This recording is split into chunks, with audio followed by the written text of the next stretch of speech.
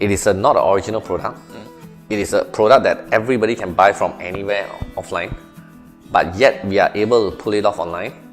And at the same time, the wonderful thing is that we took the money in first, and then we deliver 3 months later.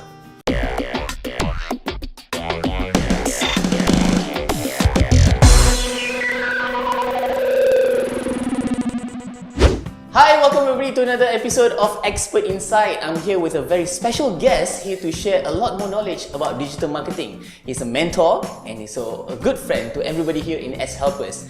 This guy, let me tell you a bit about him first. At the age of 12, he has his own website. This was a very long time ago. And he has more than 25,000 domain and more than 5 billion website all around. So I'm going to introduce you to Vince Tuck.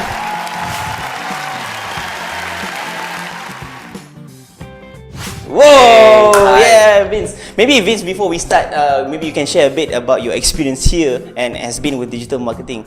Sure, of course. Thank you very much for having me today. No problem. I started at a very young age. In fact, I started programming at the age of 7 and then started to have websites by the age of 12. And in fact, before that, there was no internet in Malaysia. Yeah. So I actually had to call to the United States to get internet access.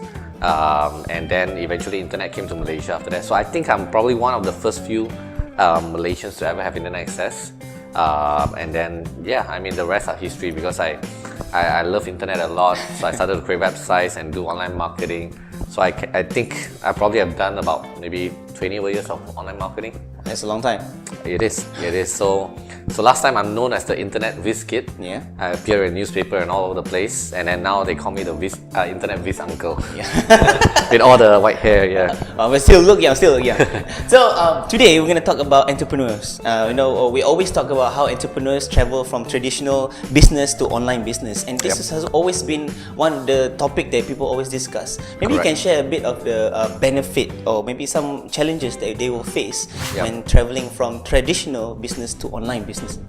I think it's always been a big challenge. I think it's still a challenge right now if you ask me, because the thing is that if they've been in traditional for quite a while, and assuming if it's more than 5 or 6 years old company in the traditional world, they will definitely have some struggle because it's trying to move from one platform to another platform. Yes, true. And they've been making good money in the traditional platform. And first thing is, in fact, the mindset of trying to move from traditional to digital. It's not even about the technology first. I think first thing is even the mindset to begin with. I think that's the first struggle that a lot of people face. Either they themselves don't have the right mindset to do it, or the younger generation have a hard time trying to convince the elder generation to accept digital and to put in some money, right, for them to try. These are the struggle that I always hear. But besides the mindset struggle, I think the problem is that with anything new, there's always uncertainty. And uncertainty obviously leads to fear. And obviously, nobody likes to be in that situation. So I to be honest, I don't even think it's about trying to learn something new or whatever. I still think that it's got to do with the non-technology side of things, which is the psychology, the emotion, the mindset, the fear, and all this kind of stuff are the things that are stopping people from trying to go digital, if you ask me. When you talk about this, you have helped more than so many entrepreneurs out there. Yep. Do you face this thing regularly? Yes, of course. I mean, it's always happened on a regular basis. If I'm able to convince them, it's generally I'm just telling them that, hey, take the plunge and give it a shot, kind of thing. That's really what it is, And the problem is also sometimes what happens is this: with something new, there's always an opportunity to take advantage of business owner or entrepreneur who doesn't know much. And what happens is this: when you have agencies or service providers out there that doesn't really do a really good job, and they have a bad experience, and then what happens next is that they will tell everybody else that digital marketing doesn't work. So this is the other challenges that as a service provider we face. But of course, with all this problem, there's also benefits to this as well. Yes, of course. Maybe for somebody who's new, traveling from traditional to online, what would you tell this person? What are the benefits that will convince them, in your opinion? So there are really a few major key benefits here. Number one is the fact that we all know perception is always more powerful than reality. Yes. And to create a perception on the digital world is way much easier in a way than trying to create the same perception in the offline world. Like imagine if you want to create the perception that you are a established business. Yes. You are, let's say, a market leader or whatever. You are not, but you want to be portraying that. So to make that kind of perception in the offline world, what do you need to do? Maybe you need the billboards, you need some nice office, all this kind of stuff, right? All the physical stuff, which is expensive. It is. So, but to create the same perception online, put up some ads on Facebook, create a very beautiful website, which is probably cost like 5% of the cost of having a very nice showroom. Yeah. You want to have a very beautiful website, it's so much cheaper, right? Put on Facebook ads, it's going to cost you how much? A couple of hundred, or even maybe a few thousand ringgit. Or of course, unless you want to scale it up, of course you can always spend a few 100,000 as well. So my point is that that's number one benefit. I think the perception in the digital world is so much easier to create. I'm not saying that we are trying to lie or in any way. What I'm just trying to say is that it makes it easier even for newcomers coming in, alright? Because nowadays, the problem is that people believe what they read online. Everybody believes that Facebook, whatever Facebook publish, they think that that's true first. And then if they verify and realize it's false or fake news, then only they say, oh yeah, it's not real. But everybody always think that, oh, that must be real first. Alright, Facebook has become an official news channel in a way, So that's number one benefit I see. I think number two is obviously the fact that with digital it's so much easier to reach out to the audience and people out there in a much more targeted way, in a much more refined. What I mean by that is that when you put up news ads on newspaper, or even flyers, or even TV ads, or even billboards, how can you figure out, or how can you quantify the money you spend is equal to how much of reach out the audience and things like that? With digital, you can do that, right? With offline, there's no way you can do that at all. So it has never been so easy to reach out to the right audience in the shortest possible time. And digital is, in my opinion, the only way to do it. You talk about money just now. People always concerned. The biggest problem when we talk about money, everybody run away. But when we talk about the money you invest into digital marketing, there's always a concern whether you should invest. Is it a must, or is it a need, or is it something that you want or you have to? Well, it's very simple, right? If you want to survive, then yes. If you don't want to survive, you want to close your business, that's fine. So there's no other choice, alright? It's either you adopt or you don't do at all. Simple as that, you don't really have a choice, to be honest, at the end of the day. Unless you don't want to do that business anymore. Because again, like I said, even if your shop is located in just one small town or whatever it is, to make that thing popular, make your shop popular, I believe that digital probably is still the easiest way to do it, alright? There's no other way I can think of that is any easier than digital. That's the truth. But the thing is, some businesses, we always hear that businesses say that, what, I survive offline. I have my own business. But then when they travel to online, they felt that there's no need to do this. So you see, the thing is this, right? When people fail in business, you don't hear them talking about it because they just keep quiet and just die in one corner, right? Okay. So the thing is that people who think that they can still survive in the offline world, they could. Probably for another 5 years, But I believe that if the same person wants to, if the same business is being done by another person through the digital world, I believe that they can do the same thing and achieve better result and overtake this business probably in a very short period of time, maybe in a year or two, depending on what's the business. But my point is that there's no way that an offline marketing and offline business can beat the online way of, marketing. So generally speaking, I would say maybe there are 5-10% businesses, but I would say majority of them, I think definitely you need to go digital. Right. Yeah. So we're looking from the audience perspective. They always say that when we talk about digital marketing, what, I'm not ready. Is there a specific time to say that there's a time that you're ready, or just just blast through? Well, I think the question we have to ask is that, are you ready to make more money? Simple as that, right? If you're not ready to make more money, then don't do digital marketing. If you think you got too much money, then don't do digital marketing. Simple as that, right? So the question is, when are you ready to make more money? Oh, now? No, it's yesterday. Oh, Alright? okay. The best time for anything is always yesterday. Alright? And today is the second best time. Oh. Okay? There's no such thing as, the best time, getting ready, right? What do you mean by getting ready? It's just a matter of going out there and try and test, right? If one agency doesn't do a good job, if one digital agency doesn't do a good job, jump to another one, try until you figure out. Because I'm pretty sure it works. The only thing is whether it worked for you or not, or someone who is doing for you right now, maybe is not doing a good job, then fine, look for someone else. Yes. You get what I mean? Yes. Because you cannot say that digital marketing doesn't work. Because you probably have heard stories around you, right? I bet everyone who's watching this, right, they probably have heard their friends saying that it worked for them. At the same time, you hear people say that it doesn't work for them. Right. But as long as you hear someone say that it works for them, it means that it works. The only thing is that who is the one that's doing for that person, right? So are you gonna, just because maybe you hear some horror story or you fail one time or two times, you say digital doesn't work for you? Then, I mean, if that's the case, then I think people are just giving up too easily. Maybe wow, that's good. That's good advice. Maybe let's switch the perspective Yep. from the audience perspective to our digital marketers. Yep. Digital marketers sometimes they actually do face this kind of problem. Like what's the right strategy? How to move from there? I mean, maybe what is your thoughts on this? From digital marketers' perspective, I think it's always very challenging because everything is moving fast and changing fast. And one thing that sometimes business owners don't understand is this, right? They can throw a few 100,000 on newspaper, billboards and stuff like that, and they are happy with it, right? But the truth is that how much of business does it bring to them? If you ask them exactly, they probably cannot answer you.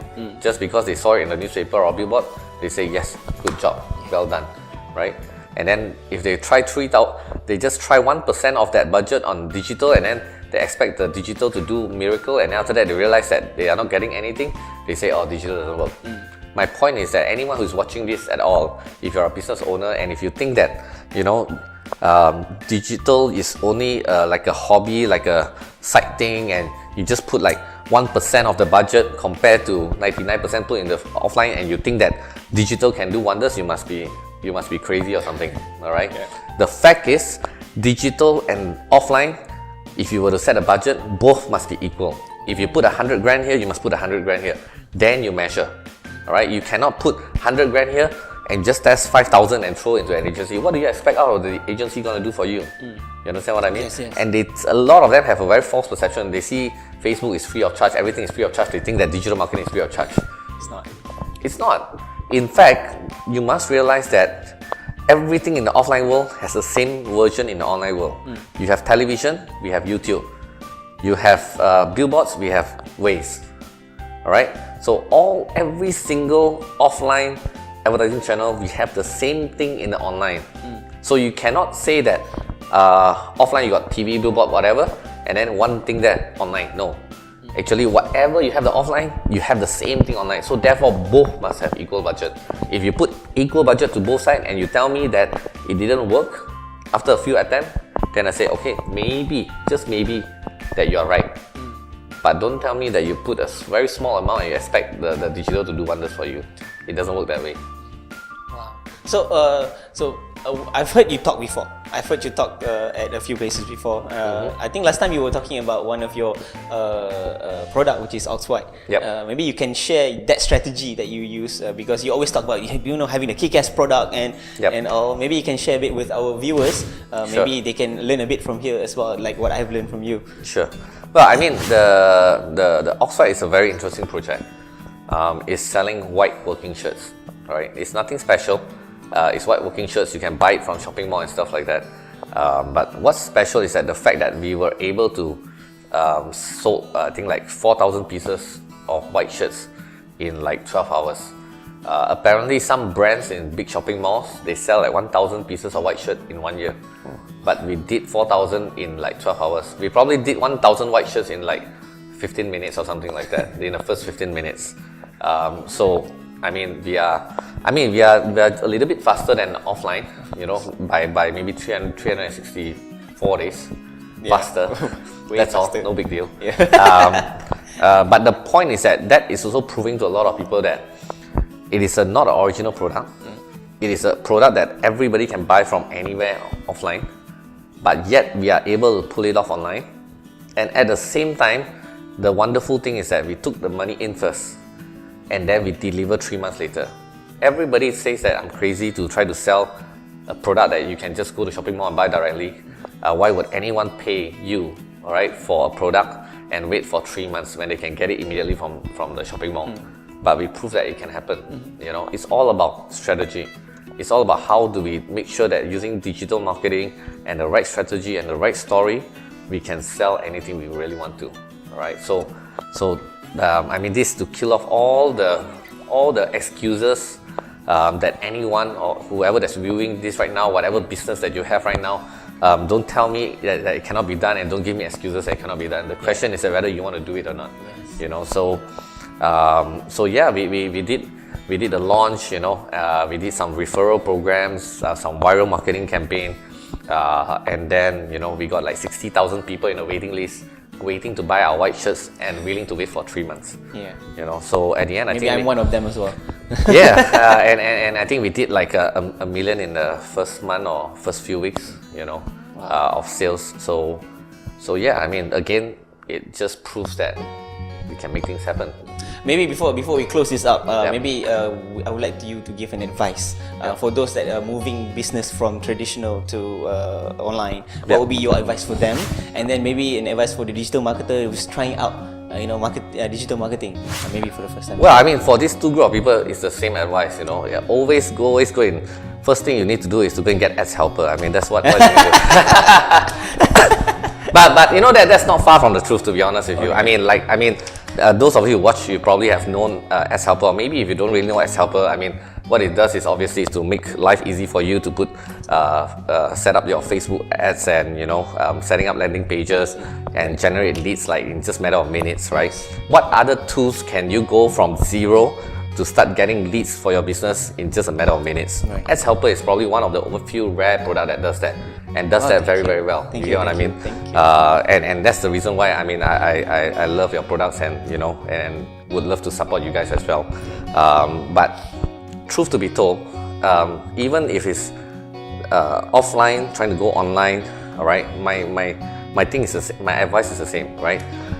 Either you find a good product that makes it easy for you, like AdsHelper and stuff like that, or you probably have to go and take up some courses first. But even if you take up some courses as well, sometimes the problem is that try logging into Facebook and do your ads. It can be a little bit intimidating, to be honest. And that's the reason how AdsHelper come about, to make life easy for all, because everybody talks about Facebook, right? And the truth is that, yes, in Malaysia, without shadow of doubt, I mean, in every country it's the same. Facebook penetration rate is very high, right?